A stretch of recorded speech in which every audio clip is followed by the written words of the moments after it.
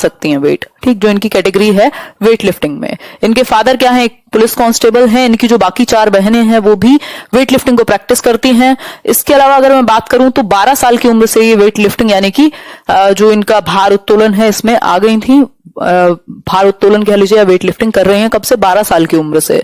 29 medal जो है international medals इन्होंने 29 अंतरराष्ट्रीय पदक जीते हैं अगर मैं बात करूं वेट लिफ्टिंग की, ठीक। तो इनकी जो 4 सिस्टर्स हैं वो भी वेट लिफ्टिंग करती हैं, प्रैक्टिस करती हैं वेट लिफ्टिंग को। तो इनके बारे में ये कुछ 4, 5, 6, 7 बातें हो गई। फिर से मैं रिवाइज करा देती हूं कि कर्णम मल्लेश्वरी क्या है, एक भारोत्तोलक या वेट लिफ्टर हैं। 12 साल की उम्र से इन्होंने शुरू कर दिया था वेट लिफ्टिंग। इसके अलावा इनके फादर एक पुलिस कांस्टेबल हैं, आंध्र प्रदेश से हैं। आंध्र प्रदेश मैप में कहां आता है आपको अभी दिखाएंगे। इसके अलावा अगर मैं बात करूं तो 29 मेडल इन्होंने 29 इंटरनेशनल मेडल्स जीते हैं वेट लिफ्टिंग में और 130 किलोग्राम तक की कैटेगरी में ये हैं, ठीक है बात। तो ये बात आपकी क्लियर हुई होगी। और इनकी जो 4 बहनें हैं यानी 4 सिस्टर्स जो हैं इनकी, वो भी प्रैक्टिस करती हैं वेट लिफ्टिंग, ठीक। बिल्कुल देख सकते हो आप इसको जहां पर भी ईवीएस की बात हो। तो ये बेसिक बात हुई। अब एक क्वेश्चन कर लेते हैं जहां आपको ये पहचानना है। क्वेश्चन है, consider the following statements about Karnam Malleswari. Karnam Malleswari के बारे में आपको देखना है कि कौन सा पॉइंट सही है, ठीक है। पहला है, she is a weight lifter of international fame, मतलब भाई अंतरराष्ट्रीय लेवल की क्या है, वेट लिफ्टर हैं। बिल्कुल हमने अभी पढ़ा था, 29 मेडल भी हैं अंतरराष्ट्रीय लेवल के, तो ये बात तो ठीक है। फिर है, शी इज फ्रॉम कर्नाटका। अरे सर ये तो गड़बड़ हो गई, हम अभी पढ़ रहे थे आंध्र प्रदेश से हैं, ठीक है, यानी ये कर्नाटका से नहीं है, आंध्र प्रदेश से हैं। She has many records to her credit, she could lift weights up to 130 KG, मतलब 130 केजी यानी 130 किलोग्राम तक वजन उठा सकती है, बात तो ठीक है, ये हमने अभी डिस्कस किया था, दिमाग में बैठ जाएगा, भूलने नहीं दूंगी ईवीएस, ठीक। फिर है, she started lifting weights when she was 12 years old, 12 साल से शुरू कर दिया था, ये अभी हम पढ़ रहे थे। और 12 साल क्या है, किशोरावस्था की शुरुआत है, 12 से 18 हम समझते ही हैं, कहां, सीडीपी में, ठीक है बात। तो तीनों ही बातें ठीक है, लेकिन गलत कौन सी है, गलत बात है यहां पर कर्नाटका से नहीं है, ये तो आंसर हो जाएगा बी ऑप्शन, क्योंकि कहां से हैं अभी हमने समझा था, अगर आपको याद हो आंध्र प्रदेश से हैं, ठीक। तो अभी ये बेसिक बात हो गई, इसलिए आंसर हो जाएगा आपका बी। अभी हमने देखा था क्या कि ये आंध्र प्रदेश से हैं। आंध्र प्रदेश को मैप पर देख लेंगे अगर आपकी इच्छा हो तो, वैसे अभी हम अलग से थोड़ा सा स्टडी करेंगे मैप को, है ना। आंध्र प्रदेश को अगर हम देखना चाहें तो यहां हम देख सकते हैं भाई सदर्न इंडिया में इधर ईस्ट में है, ठीक। तो ये एक बात हुई, सिंपल बात है, इसमें कोई टेंशन वाली बात नहीं है। आंध्र प्रदेश यहां है, ठीक। बाकी आसपास की जो चीजें हैं वो आपको पता होनी चाहिए, तमिलनाडु ये सब देखेंगे जब इसके कॉन्टेक्स्ट में बात होगी, लेकिन ये आपको बेसिकली मैप का पता हो कि मैप में कौन सा स्टेट कहां है एटलीस्ट, ताकि आप अटके ना पेपर में। मैप से 4-5 क्वेश्चन भी बन जाते हैं डायरेक्ट आपके सीटेट में, ठीक है। आगे बढ़ेंगे नेक्स्ट एक पॉइंट पर। अब आते हैं मधुबनी पेंटिंग पर। मधुबनी पेंटिंग पर कई बार क्वेश्चन आया हुआ है एग्जाम में, और मधुबनी पेंटिंग क्या करती है या क्या इसकी विशेषताएं हैं उनको समझते हैं। अगर मैं बात करूं मधुबनी पेंटिंग की, तो मधुबनी क्या है, एक जगह है बिहार में, और वहां से कई लोग देख भी रहे होंगे शायद। तो मधुबनी पेंटिंग क्या है, ये जो पिक्चर में पेंटिंग नजर आ रही है आपको, एनसीईआरटी अगर किसी ने पढ़ी होगी तो पता होगा कि इस तरीके की होती है मधुबनी पेंटिंग, शायद आपने देखी भी होंगे कहीं कहीं पर, ठीक। तो ये एक बात हुई, जो पिक्चर है मधुबनी पेंटिंग है, मतलब एक फॉर्म है फोक आर्ट की, लोक कला की एक फॉर्म है, एक प्रकार है लोक कला का, जिसको हम मधुबनी पेंटिंग कहते हैं। ये पेपर 1 के लिए ही है CTET. Do you know why it is called Madhubani? Madhubani क्यों कहा जाता है? क्योंकि एक डिस्ट्रिक्ट है बिहार में जिसका नाम है मधुबनी, जो हम अभी डिस्कस कर रहे थे। तो मधुबनी से जो लोग देख रहे हो वो कमेंट कर सकते हैं, ठीक। तो एक डिस्ट्रिक्ट है, एक जिला है बिहार का मधुबनी, जिसके नाम पर ये नाम पड़ा हुआ है आपका मधुबनी पेंटिंग्स, क्योंकि वहां ये बनाई जाती हैं, ठीक है, चावल के आटे से। बिल्कुल सही बात है आयशा अहमद, है ना। अब ये बनाई कैसे जाती है उसको हम देखेंगे, और इसमें होता क्या क्या है वो समझेंगे। These paintings are made out of paste of powdered rice, चावल के आटे से यानी पाउडर से चावल के ये पेंटिंग्स बनाई जाती हैं। In which colour has been mixed, जिसमें हम कलर मिक्स्ड करते हैं, मतलब कि रंग को मिलाया जाता है चावल के आटे में। अब वो रंग कैसे कैसे तैयार किया जाएगा, तो जो अलग अलग रंग हैं, जैसे इंडिगो, नील, आप समझते होंगे गांधी जी के टाइम पे भी आपने कुछ कुछ सुना होगा, मतलब नील की खेती वगैरह। तो कलर देने के लिए नील का इस्तेमाल कर रहे हैं हम पाउडर्ड राइस में मिलाने के लिए। टर्मरिक यानी हल्दी का भाई हम कलर रंग के लिए इस्तेमाल कर रहे हैं, नेचुरल कलर्स का हम यूज कर रहे हैं यहाँ। इसके अलावा अगर कलर्स की हम बात करें, बाकी जो फ्लावर्स और ट्रीज हैं, जो फूल और ट्रीज मतलब पेड़ हैं, उनके कलर्स का, नेचुरल कलर्स का हम इसमें इस्तेमाल करते हैं, ठीक है। ठीक है बात। तो ये बेसिकली पाउडर्ड राइस यानी आटे से, किसके, चावल के, उसमें नेचुरल कलर मिलाए जाएंगे, चाहे वो फूलों से लिए गए हों, चाहे वो ट्रीज से लिए गए हों, चाहे वो बाकी तरीकों से लिए गए हों, जैसे नील जो इंडिगो है उसको मिक्स किया जाएगा नीले कलर के लिए, हल्दी को मिक्स किया जाएगा पीले कलर के लिए, बाकी बहुत सारे फूलों के अलग अलग रंग होते हैं उनको मिक्स किया जाएगा। ठीक है बात। आगे बढ़ेंगे। The paintings show human beings, बहुत इंपॉर्टेंट है कि पेंटिंग्स में होता क्या है। हमने अभी एक छोटी सी क्लिप देखी थी, अभी आगे और देखेंगे पेंटिंग्स में दिखाया क्या जाता है, बेसिकली ये किस प्रकार की पेंटिंग है, अलग कैसे हैं बाकियों से। बफरिंग क्यों है इतनी, बाकी की पेंटिंग्स से अलग कैसे हैं, क्या विशेषता है इस पेंटिंग की, दिखने में कैसे अलग होगी, इसमें किस चीज को हम दिखाते हैं।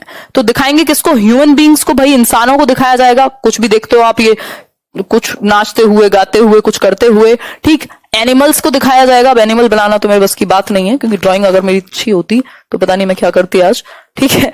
तो एनिमल को बना देंगे, ठीक है। ट्रीज को बना देंगे, और इसके बाद फ्लावर्स दिख सकते हैं आपको इसमें, बर्ड्स दिख सकती हैं, फिश दिख सकती हैं, और मैनी अदर एनिमल्स। तो कुल मिला के बात यह है कि जो एनिमल्स हैं, ठीक, बहुत बढ़िया, बहुत सारे लोग मधुबनी से हैं, बिहार वाले बिल्कुल एकदम समा बना के रखते हैं यहाँ पे डेली, ठीक। वैसे आप देश भर से देखते हैं, ठीक है। तो ये जो पेंटिंग्स हैं ये ह्यूमन बींग्स को दिखाती हैं, रिप्रेजेंट करती हैं, जिसमें इंसान भी दिखाए जा रहे हैं, जिसमें बहुत सारे जो पशु हैं, जैसे कि बर्ड्स हो गए, चाहे वो ट्रीज हो गए, चाहे वो फ्लावर्स हो गए, फिश है, ये सारे एनिमल्स और बर्ड्स वगैरह को इसमें रिप्रेजेंट किया जाता है। फॉर एग्जाम्पल देख लेते हैं एक मधुबनी पेंटिंग, और जिससे क्लियर हो जाए। तो ये आप देख सकते हैं भाई, यहाँ पे ह्यूमन बींग्स को दिखाया जा रहा है। अब देख लेते हैं इसमें क्या क्या होता है ताकि याद भी रहे। ह्यूमंस को दिखाया जाएगा, यानी मानव दिखाए जाएंगे। ट्रीज आपके सामने हैं भाई, पेड़ को भी दिखा सकते हैं, फ्लावर्स को भी दिखा सकते हैं, फूल पत्ती ये कह सकते हो, है ना। बर्ड्स भी दिखाई जा सकती हैं, ठीक। और भी अदर एनिमल्स को शो किया जा सकता है। तो इतनी सारी चीजें जो मधुबनी पेंटिंग्स में रिप्रेजेंट की जा सकती हैं। तो यहां तक की बात आपकी क्लियर होगी। बिल्कुल हरियाणा वाले भी हैं, सभी हैं आप देश भर से, ठीक है। बहुत बढ़िया, राकेश कह रहे हैं, राकेश फ्रॉम बिहार, क्लियर है बात, बहुत बढ़िया। मोहित कह रहे हैं 102 से पास किया सीटेट, बहुत बढ़िया। इस बार 120 का टारगेट रखिए, है ना। क्लियर है बात यहां तक की। तो क्या क्या चीज हमने डिस्कस की, इसमें ह्यूमंस हो सकते हैं, ट्रीज, फ्लावर्स, बर्ड्स, एनिमल्स, इन सबको रिप्रेजेंट किया जाता है। भारत की क्या है, एक लोक कला की फॉर्म है, यानी फोक आर्ट की फॉर्म है एक। आगे बढ़ेंगे नेक्स्ट एक बात पर, एक क्वेश्चन कर लेते हैं, 2 क्वेश्चन करेंगे बेसिकली, एक नहीं, मधुबनी पेंटिंग से। क्वेश्चन है, for making Madhubani paintings the artist use, Madhubani painting बनाने के लिए जो चित्रकार हैं या कलाकार हैं वो किन चीजों का उपयोग करते हैं, यानी किस चीज से ये बनाई जाती है।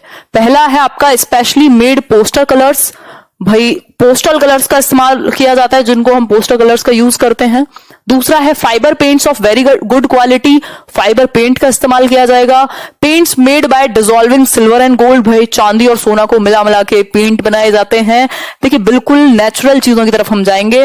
नेचुरल कलर्स का इस्तेमाल होता है, चाहे वो फ्लावर्स से लिए गए हो, चाहे वो हमारी जो खेती होती है, मतलब चाहे वो नील की खेती हो, हल्दी हो, इन सब का इस्तेमाल किया जाता है। और जो बेस है इसका, जो क्रक्स है, वो किससे तैयार होगा, पाउडर्ड राइस से, यानी चावल के पेस्ट से, ये कह सकते हैं पीसे हुए चावल में मिलाएंगे बाकी रंगों को, और फिर बनेगी मधुबनी पेंटिंग, जिसमें इंसानों को दिखाएंगे, जिसमें पशुओं को दिखाएंगे, जिसमें पेड़ों को दिखाएंगे, जिसमें पत्तियों को दिखाएंगे। ठीक है बात, लाइक कर देना ऐसी बात पे अगर सेशन पसंद आए तो, ठीक है, ना पसंद आए बिल्कुल मत करना। आगे बढ़ेंगे नेक्स्ट एक क्वेश्चन की तरफ। नेक्स्ट क्वेश्चन क्या है, क्वेश्चन ये है, बढ़िया क्वेश्चन जिसमें लगेगा दिमाग, ठीक है, देखना कितने लोगों का ठीक होता है।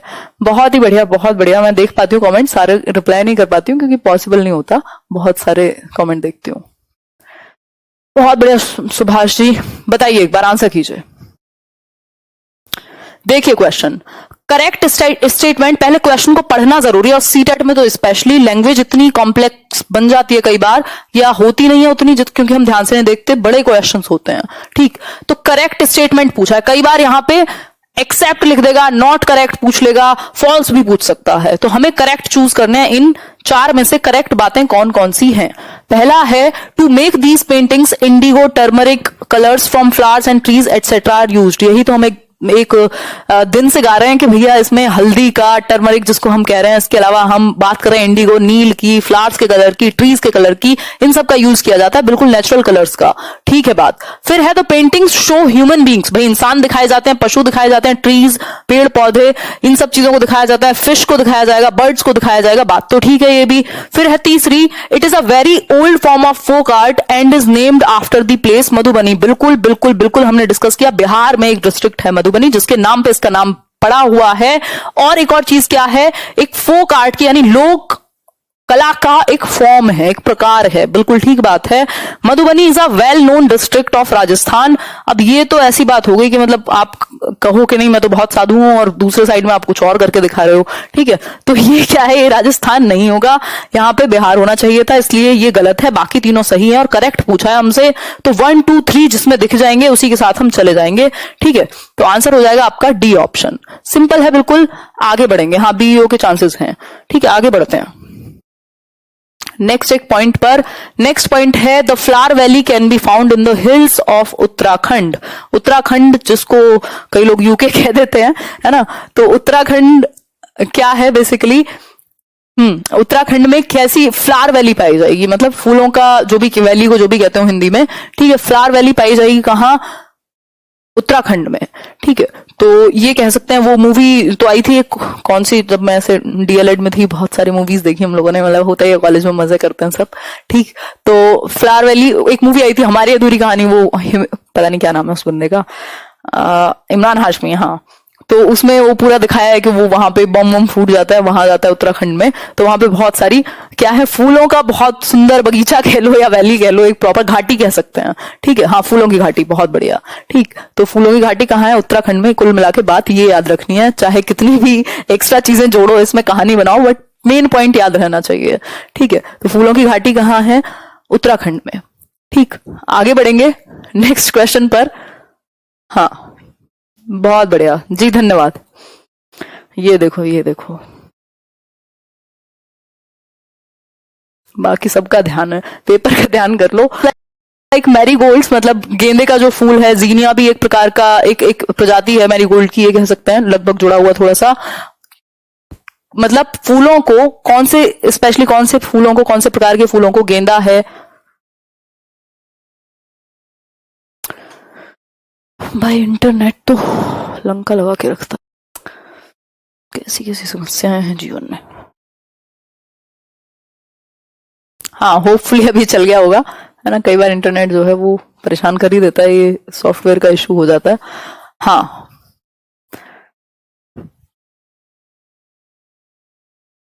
अभी क्लियर है, बहुत बढ़िया। चलिए, इससे बढ़िया और कुछ नहीं हो सकता आज के लिए। तो गेंदा जैसे फूलों को, जीनिया या और इस प्रकार के जो फूल हैं, उनको जो क्लोथ्स है आपके, जिनको डाई करा लेते हैं, कई बार दूसरे रंग का बनवा लेते हैं, है ना, जैसे सफेद पैंट ली थी, काली करा ली, तो उन सब में इस्तेमाल किया जाता है ये जो रंग है फूलों का, जिसको डाई करने के लिए, जैसे मेरीगोल्ड हो गया, जीनिया हो गया, या बाकी इस तरह के फ्लावर्स जो है, उनको इस्तेमाल किया जाता है डाई कराने में कपड़ों को। ठीक है, तो ये एक बेसिक बात हुई, होपफुली इतनी क्लियर हुई होगी। बिल्कुल रहीम, नमस्कार है आपको। The Kannauj district in Uttar Pradesh is famous for इत्र मेकिंग। इसमें बड़ा इंटरेस्ट होगा कई लोगों को, है ना, इत्र या परफ्यूम कह सकते हो आप। ठीक है, ऐसे पुरानी मूवीज में या ऐसे बहुत ज्यादा वो देखा होगा कहीं ऐड, ऐसे लगा के सूंघते हैं लोग। ठीक है, तो ये इत्र है, तो इत्र का इस्तेमाल किया जाता है, या कह सकते हैं जो इत्र के लिए फेमस प्लेस है वो है कन्नौज डिस्ट्रिक्ट। कन्नौज शायद आपने सुना भी होगा, कहाँ है, यूपी में है, यानी कि उत्तर प्रदेश में है। ठीक है, उत्तर प्रदेश, यूपी। ठीक, किसके लिए फेमस है, परफ्यूम के लिए फेमस है, केवड़ा के लिए फेमस है, और ऐसी ही एक दो चीजों के लिए फेमस है। ठीक है बात, तो यहां तक की बात आपकी क्लियर हुई होगी। ये अटक के क्यों चल रहा है इतना, हाँ, यहां तक की बात क्लियर हुई होगी। गुलाब जल के लिए फेमस है, बहुत बढ़िया, जिन्होंने भी कहा अपने लिए ताली बजा लीजिएगा, है ना। गुलाब जल हुआ, इसके अलावा इत्र हुआ, या इसके अलावा केवड़ा हुआ, इन सब चीजों के लिए फेमस है। क्या शांता कह रहे मेरे पापा बहुत परफ्यूम लगाते हैं, कोई बात नहीं, ठीक है, कोई दिक्कत नहीं है ना। तो ये एक बेसिक बात हुई। कन्नौज डिस्ट्रिक्ट ये आपके डीओ के लिए फेमस है, इन शॉर्ट याद रख लेना, डीओ के लिए नहीं है, इत्र के लिए है, परफ्यूम के लिए है। ठीक, और पता नहीं कितने ऐड आते हैं सुबह शाम तक टीवी में, और हर कोई हमें ये रियलाइज कराने में लगा हुआ है कि जैसे तुम नेचुरल हो वो ठीक नहीं है, कुछ लगाओ एक्स्ट्रा तब जाके ठीक बनोगे। ठीक, तो ये एक बात है। आगे बढ़ते हैं नेक्स्ट एक क्वेश्चन की तरफ। 3 चीजें याद रखेंगे हम। बेसिकली इत्र यानी कि परफ्यूम के लिए फेमस है, कन्नौज डिस्ट्रिक्ट यूपी की गुलाब जल के लिए फेमस है। इसमें तो इंटरेस्ट होगा बहुत सारे लोगों को। इसके अलावा अगर मैं बात करूं तीसरी चीज, केवड़ा, वो शायद खीर वीर में डालते हैं, देखा होगा कभी, इन सब चीजों के लिए फेमस है। ठीक है बात। हेलो आरू बेस्ट। आगे बढ़ते हैं नेक्स्ट एक पॉइंट की तरफ। नेक्स्ट क्या है, state on map. Kerala and Maharashtra को मैप पे भारत के मानचित्र पर दर्शाना है। और बेलवेनिका विलेज, याद रखिएगा नाम, बेलवेनिका विलेज जो है वो कहाँ है, कर्नाटका में है, कर्नाटक में है। और कर्नाटक कहाँ है, यही साउदर्न जो दक्षिणी भारत है यहाँ, तो ये है कर्नाटका आपका, कर्नाटक जिसको हम बोल रहे हैं। ठीक है, ये हुआ कर्नाटक। बाकी महाराष्ट्र को हमसे मैप पे दर्शाने के लिए कह रहा है, तो आप जानते हैं ये जो नीचे दक्षिणी भारत है वहां पर आपका महाराष्ट्र है, मुंबई जहां पर है ही, और ये कहाँ है, समुद्र के तट पर है, ये कह सकते हैं। तो महाराष्ट्र आपका ये हो गया। मैप पर ही आपको पता होनी चाहिए कि आसपास है कौन से, महाराष्ट्र के बराबर में कौन सा है, यहाँ पे गोवा हो गया, फिर कर्नाटका है नीचे, और नीचे जाओगे केरला आएगा। ठीक, तो केरला ये हुआ, केरल, हाँ ठीक, ये हुआ केरल। महाराष्ट्र ऊपर है, बीच में कर्नाटका है, तो इस तरीके की चीजें आपको पता हो। उसके बीच में गोवा है, इतना आपको आइडिया होना चाहिए कि कौन ऊपर है और कौन नीचे है। ठीक है, मतलब कि मुंबई या महाराष्ट्र से नीचे कौन है, गोवा पता है आपको, फिर कर्नाटका है, फिर आपको केरला का पता है, इधर फिर तमिलनाडु है केरला की जड़ में बिल्कुल, फिर इसके अलावा हैदराबाद या आंध्र प्रदेश है उसके ऊपर। तो ये आपको पता होना चाहिए थोड़ा सा ईस्ट में कौन सा है, थोड़ा सा वेस्ट में कौन सा है, नॉर्थ में कितना किसके कौन सा ऊपर है, बेसिक आइडिया आपको जरूर पता होना चाहिए। ठीक है, बहुत बढ़िया रहीम शेख। आगे बढ़ जाएंगे नेक्स्ट पॉइंट की तरफ। बाकी बार बार मैं इंडिया का मैप आप लोगों के बीच में लाती रहूंगी ताकि आपको कौन सा स्टेट, एक प्रिंट आउट लेके रूम में लगा लो, अपने आप ही रोज देखोगे दिमाग में बैठ जाएगा। ठीक है। कोमल कह रहे नहीं ऐसा नहीं है, ठीक है, थोड़ा प्रेजेंटेबल लगते हैं, रोज नहाने वाले लोग वीडियो लगा सकते हैं, परफ्यूम लगा सकते हैं, कोई दिक्कत नहीं है ना। तो हाँ सही है। वैसे इस पे स्टोरीज है, मैं बाद में कभी डिस्कस करूंगी, है ना। नेक्स्ट है गीजूभाई बड़ेका लिव्ड इन गुजरात। गीजूभाई बड़ेका आपको पता होने चाहिए, एज अ टीचर जरूर पता होने चाहिए। स्टोरीज बहुत ज्यादा सुनाते थे बच्चों को, और बच्चों को पसंद भी बहुत ज्यादा थे। ठीक है, तो गीजूभाई बड़ेका ने एक बुक लिखी है दिवा स्वप्न, जो कि एक इंपॉर्टेंट सी बुक हो जाती है, और बहुत अच्छी स्टोरीज सुनाया करते थे बच्चों को। और मतलब इन्होंने काफी काम किया है जो आपकी छोटे बच्चों की जो एजुकेशन है उस पर। ठीक, तो ये एक बात है जो आपको पता होनी चाहिए। मैथ्स के कुछ सेशन लगवाएंगे, टेंशन क्यों लेते हो। हाँ बहुत बढ़िया। ठीक है जी, धन्यवाद सोनू। ये तो मुझे लग रहा है जीने न देगा इंटरनेट आज।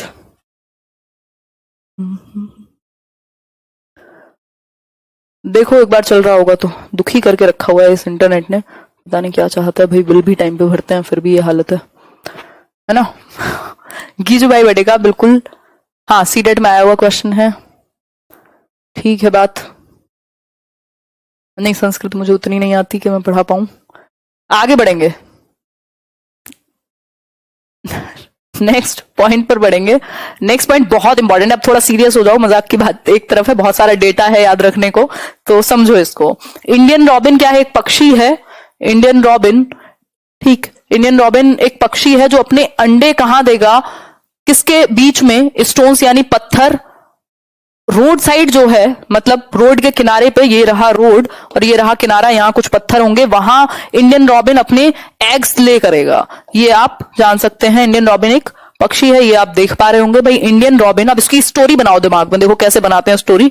ठीक है, इंडियन रॉबिन है ये, मिस्टर रॉबिन हो गए। ठीक है, अब मिस्टर रॉबिन एग्स ले करते हैं कहां, ठीक है, ये एग्स हो गए मिस्टर रॉबिन के, और ये कहां पे एग्स ले करते हैं, तो रोड के साइड में। ठीक, तो ये हुए रॉबिन, ये हुए अंडे, और कहां पे जाकर के देंगे, रोड के साइड में, पत्थरों के बीच में। ठीक है कहानी, तो यहां तक की बात आपकी क्लियर हुई होगी और ये चीज आपको याद रहेगी। ठीक है, याद रखना इंपॉर्टेंट है। इंडियन रॉबिन जो अंडे देगा वो रोड के साइड में पत्थरों के बीच में देगा। ठीक है, तो इस तरीके से ध्यान में रख सकते हो। ये पिक्चर भी अगर दिमाग में रखोगे तो याद रहेगा। ठीक बात,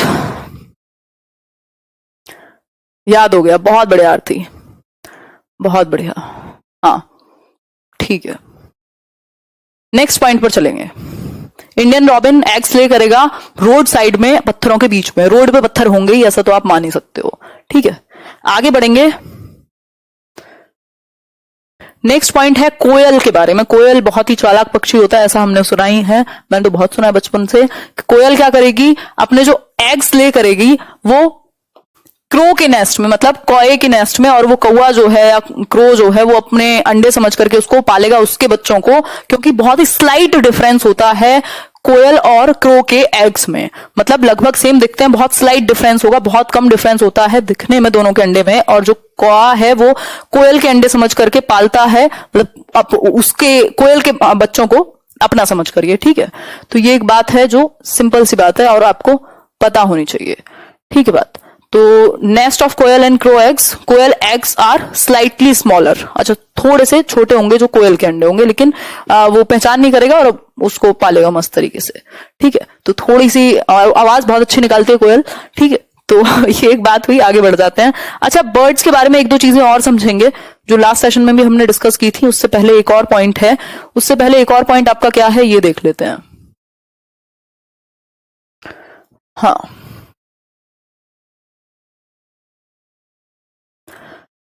birds use the nest only to lay their eggs. अब जो ये बर्ड्स है ना, जो ये पक्षी हैं, ये अपने घोंसले का यानी अपने नेस्ट का इस्तेमाल किस चीज के लिए करते हैं, सिर्फ अंडे देने के लिए। एग्स को ले किया, हैच किया, उसके बाद क्या करेंगे, जैसे ही चिक्स उनके ग्रो होने लगते हैं वो अपने अंडों को, सॉरी अपने नेस्ट को, अपने घोंसले को छोड़ के निकल लेते हैं कहीं और। तो जो पक्षी हैं वो अपने नेस्ट का, अपने इसका घोंसले का इस्तेमाल किस चीज के लिए करेंगे, अंडे देने के लिए। और अपने जैसे ही उनके जो चिक्स हैं, जो बच्चे हैं उनके, वो ग्रो होने लगेंगे, चूजे कह लो, चूजे नहीं कहेंगे यार, हाँ मतलब जो उनके बच्चे हैं वो ग्रो होने लगेंगे। मैं फ्लो में बह जाती हूँ, कुछ भी कहती हूँ कई बार। ठीक है, तो वो जैसे ही ग्रो होने लगेंगे वो नेस्ट छोड़ देंगे अपना, जो बर्ड्स होते हैं। तो सिंपल बात है, ज्यादातर बर्ड्स अपने नेस्ट का, अपने घोंसले का इस्तेमाल अंडे देने के लिए करते हैं, और फिर जैसे ही वो ग्रो होने लगेंगे उनको छोड़ करके वो निकल जाएंगे। ठीक है, तो ये एक बेसिक बात हुई। अब थोड़ी सी बात ध्यान में रखने वाली है। लास्ट क्लास में मैंने फ्लो में उल्टा बोल दिया था। जो बर्ड्स हैं, इनकी जो आईज हैं, इनके कान नहीं दिखते, बस एक होल की तरह होते हैं, स्मॉल होल्स होते हैं, है ना, छिद्र होते हैं छोटे से, जो दिखते नहीं है बट होते हैं, उनके फीदर्स से ढके हुए। लेकिन जो इनकी आंखें हैं वो इनके हेड के दोनों तरफ होती हैं, यानी कि सर के दोनों तरफ होती है, इसलिए दोनों साइड का देख सकते हैं एक समय पे। ठीक है, मैंने इसका उल्टा बोल दिया था, दोनों साइड का देख सकते हैं एक समय पे। और जब ये एक ऑब्जेक्ट पर फोकस करते हैं तो क्या होगा कि उसका डिस्टेंस तक माप सकते हैं कि भाई कितनी दूर है ये चीज, जब दोनों आंखें इनकी एक ऑब्जेक्ट पर फोकस करती हैं। तो एक और बहुत इंपॉर्टेंट चीज है इनकी आंखों के बारे में, कि इनकी जो आंखें हैं, इनकी जो प्यूपिल्स हैं, प्यूपिल्स हम बोलते हैं ना उसको, पुतली को, बर्ड्स की पुतली घूमती नहीं है, प्यूपिल्स नहीं घूमती, इनकी रोटेट नहीं कर सकती, इसलिए उनको पूरी गर्दन ऐसे घुमानी पड़ती है किसी एक ऑब्जेक्ट पर फोकस करने के लिए। ठीक है, तो इनकी प्यूपिल्स घूमती नहीं है, इसलिए बहुत जल्दी जल्दी गर्दन घुमाते हैं कई जो बर्ड्स हैं, उसका रीजन ये है। ठीक है, तो ये बात हम ध्यान में रखेंगे। बिल्कुल, हाँ, दोनों साइड देख सकते हैं, दोनों साइड देख सकते हैं, और जब ये सीधे देखते हैं तो एक ऑब्जेक्ट पर भी फोकस कर सकते हैं दोनों आंखों को। ठीक, आगे बढ़ेंगे नेक्स्ट पॉइंट की तरफ। नलमदा जो भी कहेंगे आप इसको हिंदी में, नलमदा कहाँ है, आंध्र प्रदेश में। नलमदा आंध्र प्रदेश में है, और आंध्र प्रदेश कहाँ है, अमरावती राजधानी है यहां पर। ठीक है, ये रहा आपका आंध्र प्रदेश।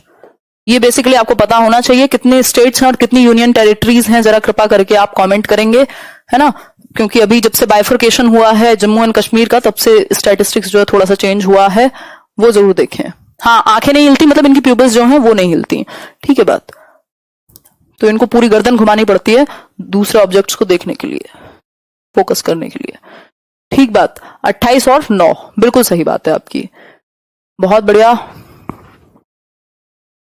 हाँ सही है, देते रहो आंसर, देते रहो, बहुत ही बढ़िया, बहुत ही बढ़िया, बहुत ही बढ़िया, गजब। 28 और 9 बिल्कुल। अगर मैं बात